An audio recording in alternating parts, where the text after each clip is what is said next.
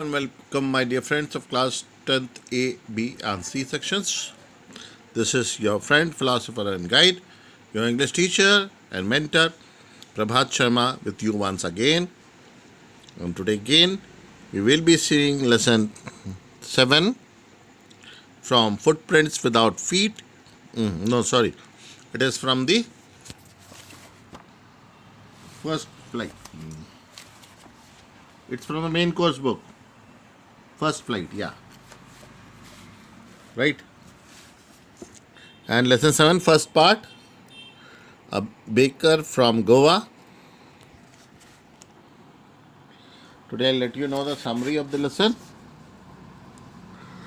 And first of all, before telling that, I'll let you know that the bakers of Goa are known as padder. के गोवा के double रोटी बनाने वालों को पैडर के रूप में पहचान मिली. तो अब मैं शुरू करता हूँ. I shall be beginning with my summary. Please be attentive. In old Portuguese days, the people of Goa ate loaves of bread.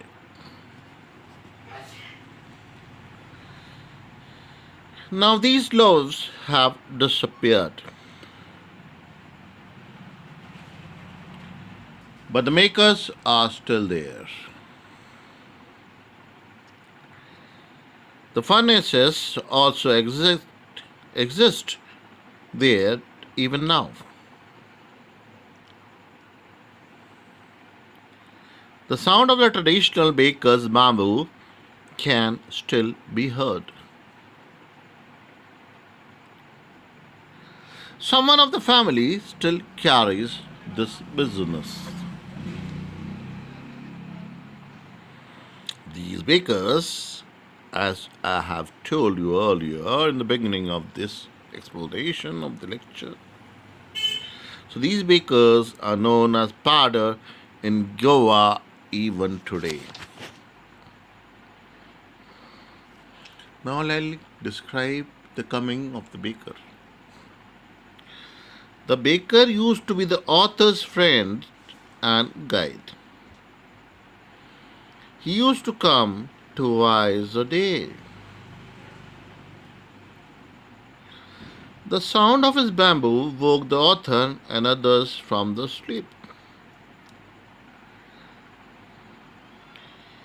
The author used to run to him for bread bangles. The maidservants used to buy loaves and carry them inside the houses. Now we'll come to know about the delivering of the loaves. The baker came with the jang jang sound of his bamboo stuff. One hand supported the basket on his head. The other banged the bamboo on the ground. The baker would place the basket on this bamboo. The author and others would look into his basket. They would eat the loaves with hot tea. They would not brush their teeth. Now, what is the importance of bread in the lifestyle of Goa and the Goa life? You know? That I'll tell you in a nutshell, in short. The baker was very important for all occasions. Marriage gifts were meaningless without a sweet bread called bol. Sandwiches, cakes, and bolinhas were made with bread. Now we'll see about baker's dress. He had a particular dress, so that you can recognize the baker. The baker or the bread seller of the past had a peculiar dress. It was known as the kabai. What was it known as? Kabai. It was a single piece long frock. It reached down to the knees. It is similar to the half pants of today. So it's like half pants we are wearing today. So Baker used to earn a lucrative business, and they and the family and even the servants working, they earned a lot of dividends. Excuse me, dear guys. The baker usually collected his bills at the end of the month. Baking was a profitable profession in the olden days. So baking was very lucrative, profitable, as I have told you earlier. The baker and his family never starved. Their fed bodies showed that they were happy and were not poor. English online. तो आज हम discuss करेंगे 10th class की book first flight के chapter 7 को, जिसका title है glimpses of India. ये जो चैप्टर है ये 3 पार्ट्स में डिवाइडेड है। तो इस वीडियो में हम फर्स्ट पार्ट को डिस्कस करेंगे। फर्स्ट पार्ट जिसका टाइटल है a baker from Goa. Let's read the lesson now. Our elders are often heard reminiscing nostalgically about those good old Portuguese days. हमारे जो elders हैं, बड़े बूढ़े हैं, उन्हें अक्सर सुना जाता है याद करते हुए बड़े चाव से, बड़े शौक से उन अच्छे पुराने Portuguese days के बारे में। The Portuguese and their famous loaves of bread, उन Portuguese लोगों के बारे में और उनके जो famous loaves of bread थे, पाव रोटियां थी। Those eaters of loaves might have vanished. वो जो खाने वाले थे उन पाव रोटियों को शायद अब नहीं रहे, वैनिश हो गए, चले गए, but the makers are still there. लेकिन उनको बनाने वाले आज भी हैं। We still have among us the mixers. आज भी हमारे बीच में मिक्स करने वाले हैं, जो मिक्स करके पाव रोटियां बनाया करते थे, सामान को मिक्स करके, वो मिक्सर्स आज भी हैं। The molders, वो जो शेप देते थे उन पाव रोटियों को, वो मोल्डर्स आज भी हैं। And those who bake the loaves, और वो जो उन पाव रोटियों को बेक करते थे, बनाते थे, पकाते थे, वो भी आज भी हैं। Those age old time tested furnaces still exist, वो युग पुरानी समय की कसौटी पर सही उतरने वाली भट्टियां आज भी एग्जिस्ट करती हैं, आज भी हैं। The fire in the furnaces has not yet been extinguished, जो आग है उन भट्टियों में अभी तक बुझी नहीं है। The thud and jingle of the traditional baker's bamboo heralding his arrival in the morning can still be heard in some places. वो परंपरागत बेकर की बांस की बनी हुई छड़ी की ठक ठक की आवाज और झनकार ये सूचना देते हुए सुबह सुबह उसके आने की आज भी सुनी जा सकती है कुछ जगहों में। Maybe the father is not alive, but the son still carries on the family profession. Father शायद जिंदा ना हो, लेकिन उसका बेटा आज भी अपने फैमिली के प्रोफेशन को, काम को आगे बढ़ा रहा है। These bakers are even today known as pader in Goa. ये जो बेकर्स हैं आज भी इन्हें गोवा में पैडर के नाम से जाना जाता है। During our childhood in Goa, the baker used to be our friend, companion and guide. हमारे बचपन के दौरान गोवा में जो बेकर था हमारा दोस्त होता था, हमारा साथी होता था और हमारा गाइड भी हुआ करता था। He used to come at least twice a day. वो कम से कम दिन में 2 बार आया करता था। Once when he set out in the morning on his selling round, and then again when he returned after emptying his huge basket. एक बार तो तब आता था जब वो सुबह सुबह निकलता था अपने loaves of bread, पाव रोटियों को बेचने, और फिर दोबारा आता था जब वो वापस आता था अपनी बड़ी सी बास्केट को खाली करके। The jingling thud of his bamboo woke us up from sleep and we ran to meet and greet him. जो झनकार की आवाज थी उसकी छड़ी की, बांस की छड़ी की, हमें जगा देती थी नींद से और हम भागते थे उससे मिलने के लिए और उसका स्वागत करने के लिए।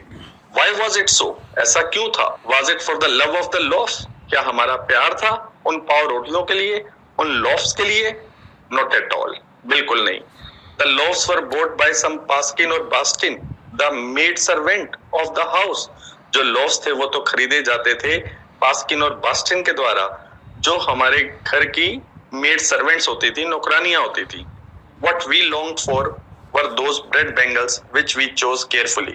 जो हम चाहते थे, जो हम पसंद करते थे, वो ब्रेड बैंगल्स थी which we chose carefully, जिसको हम बड़े ध्यान से चुनते थे। Sometimes it was sweet bread of special make. कभी कभार तो ये मीठा ब्रेड होता था, स्पेशल तरीके से तैयार किया हुआ। The baker made his musical entry on the scene with the Zhang Zhang sound of his specially made bamboo staff. जो बेकर की एंट्री होती थी वो म्यूजिकल होती थी, और वो म्यूजिक कहां से निकलता था? उसकी जो स्पेशल तरीके से बनाई हुई बांस की छड़ी होती थी उससे। One hand supported the basket on his head and the other bang the bamboo on the ground. Baker का एक हाथ सहारा देता था उस बास्केट को जो उसके सिर पर होती थी, उस टोकरी को, और जो दूसरा हाथ था उससे वो बैम्बू को, छड़ी को जमीन पर पटका करता था। He would greet the lady of the house with good morning.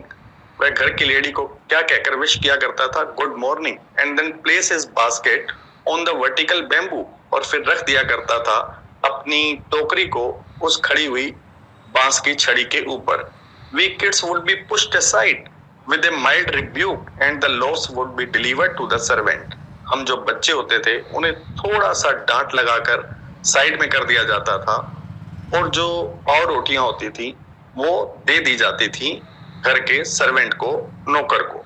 But we would not give up, लेकिन हम भी हिम्मत नहीं हारते थे। We would climb a bench और the parapet and peep into the basket.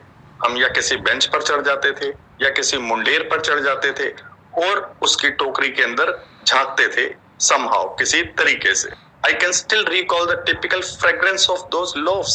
मैं आज भी याद कर सकता हूँ वो जो एक तरह की स्पेशल सी फ्रेग्रेंस, खुशबू आती थी उन पाव रोटियों की, उन लोव्स की।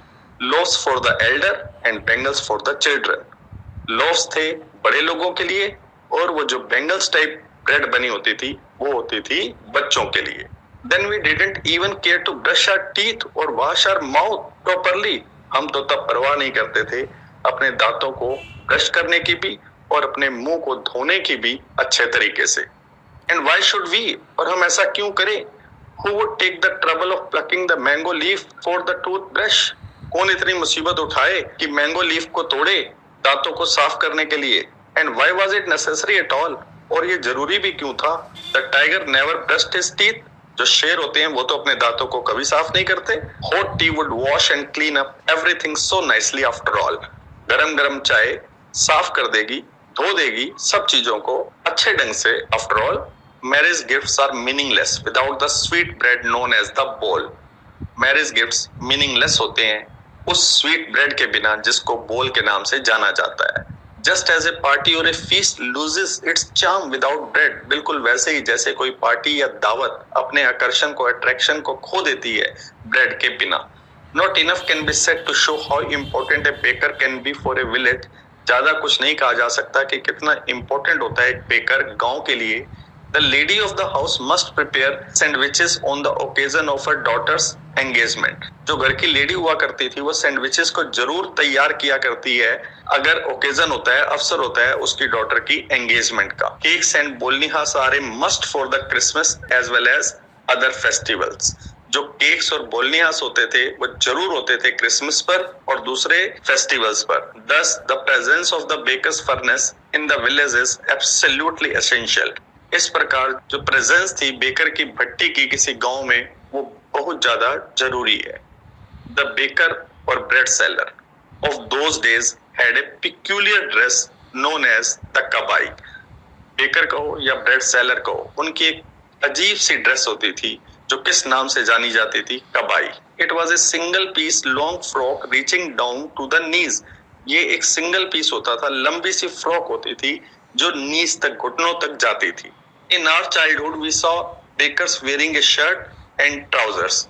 हम अपने बचपन में बेकर को देखते थे शर्ट पहने हुए और ट्राउजर्स पहनते हुए, which were shorter than full length ones and longer than half pants.